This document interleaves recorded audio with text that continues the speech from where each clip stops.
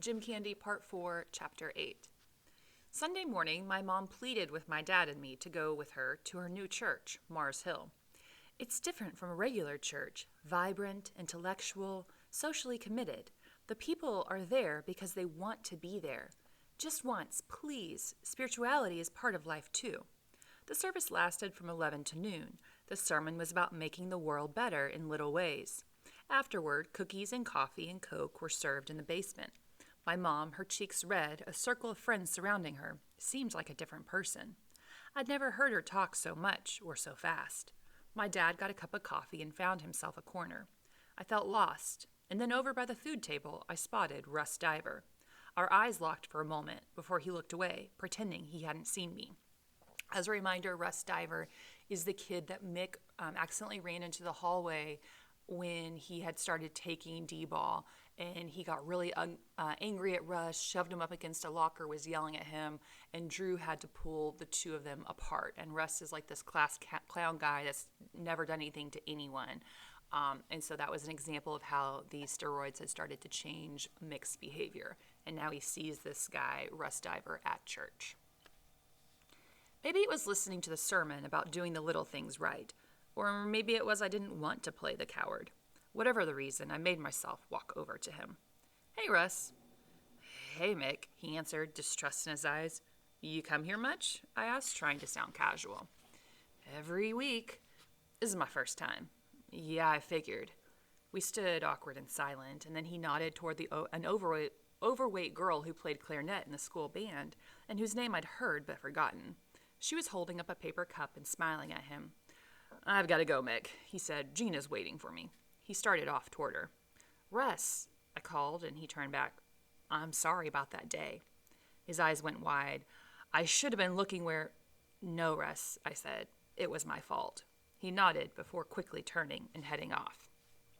So this is a big moment for Mick because I think it's important for us to realize he understands that what's happening to him is not right. Like, he understands lashing out at Russ isn't right. He understands that what's happening to his body could easily stop, right? And he could easily feel confident again as an athlete with his body if he would stop taking the steroids, right? But even though he realizes all these things are wrong, he still continues to do it.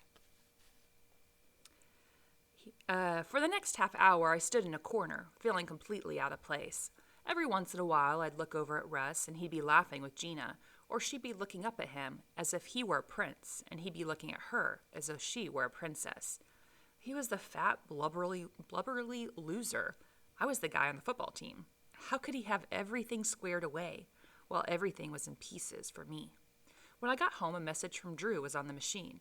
He rattled on, trying to act as if nothing had happened, but I could feel the tension in his voice. "Give me a call," he said at the end, "or just show up at Green Lake." I listened to his message 3 times. It was another hot day, close to 90. They'd want to go swimming at Green Lake, all of them. But if I was there, we could be 10 feet from a lake and no one would even suggest it. They'd think they were being kind, but the silence would be humiliating. And it wouldn't just be today. It would be all summer. Maybe there was a way, though. Little by little, the Nolvadex was working. If I got off the train entirely, if I never took the D-ball again, then the grossness would never come back. I could swim, I could sunbathe, I could walk the lake with my shirt off. Whatever any of them wanted to do would be okay, because I wouldn't be disgusting. I went downstairs, got into the Jeep, and headed out, not sure where. Driving along Fremont Avenue, I could feel the pull of Green Lake, Kaylee and Drew and Natalie and Heather and Deshawn. They were hanging out, talking, waiting for me. I thought again of Russ Diver and Gina. Okay, he was fat, and okay, she was nothing to look at.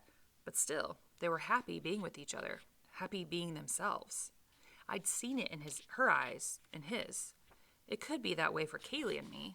All I had to do was turn left, circle around to Stone Way, and drive to the lake. Maybe that's why I didn't do it, because it was so simple. I could always make that turn and go to Green Lake. I could always stop the steroids, stop workouts with Peter, stop going to Popeyes. I could always give up my dream of being something special on the football field. I could always be another guy on the football team. 3rd row back, 3rd from the end in the team photo. I could always be a nobody. So again, Drew is realizing that his life could go back to normal and he could have all of these things that would, make him happy if he would just give up the D-ball. And that last paragraph, right, where he uses the word always so much, it reminded me of anyone who's an addict, right? They're like, oh, I can always get it up at any time, right? Always. Like it's not a big deal. I can always give it up whenever I want to. But can you, once you become addicted to this idea or addicted to what this substance can do for you, can Mick give up the steroids? Because he sees what they're doing to his life and how they're ruining his life, and yet he's not willing to give them up, even though he claims he would be able to.